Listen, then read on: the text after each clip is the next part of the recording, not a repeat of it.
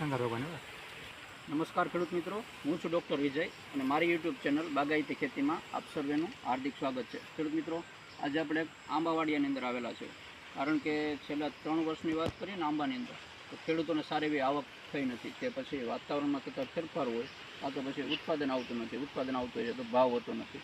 આવી કન્ડિશનની અંદર ફાર્મરને કઈ રીતે આવક થાય, તો એના માટે એક નવી ટેકનોલોજી છે અને એ છે એટલે ફ્રૂટ કવર બેગ. આ જે જનરલી કેરી હોય એની ઉપર લગાવવાની હોય છે. પણ અત્યારે માર્કેટની અંદર 2 થી 3 અલગ અલગ કલરમાં અને 2.5 અથવા તો 2 રૂપિયાની રેન્જમાંનો ભાવ હોય છે. અને આની અંદર 2 થી 3 અલગ અલગ આવા લેયર આવતા હોય છે.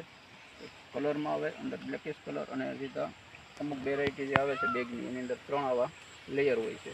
તો એના ઉપયોગની વાત કરીને કે આ બેગ પહેરાવવાથી ફાયદો શું થાય એની પહેલાં હું વાત કરું. અત્યારે ખેડૂતોનો મેઇન પ્રશ્ન છે કે કયા સમયે આ બેગ લગાવવી જોઈએ.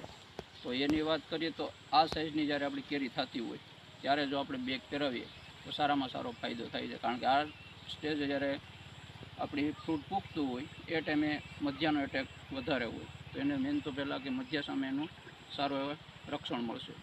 પછી જ્યારે પાકવાની થતી હોય ત્યારે ફ્રૂટ ફ્લાય એટલે કે જે સોનમાર્ગ કહીએ એનાથી આને કેરીની અંદર એટેક થઈ શકતો નથી, એની સામે રક્ષણ આપશે.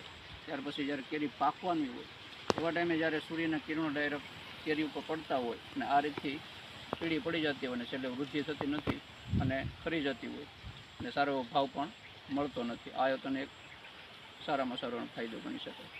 ત્યાર પછી વાત કરીએ કે અમુક ટાઈમે જ્યારે કેરી નાની હોય, આની કરતાં નાની સાઈઝની, અને શિયાળાની શરૂઆતમાં સવારની વહેલી સવારે ઝાકળ હોય વધુ પ્રમાણમાં, તો એ ટાઈમે ઝાકળના લીધે ચાંદી પડતી હોય કાં તો પછી ડાયરેક્ટ કેરી ખરી જતી હોય. પરંતુ એ ટાઈમે આપણે જો બેગ લગાવેલી હશે તો એની અંદર આપણે ખર્ચે અટકાવી શકીએ અને સારું એવું પ્રોડક્ટ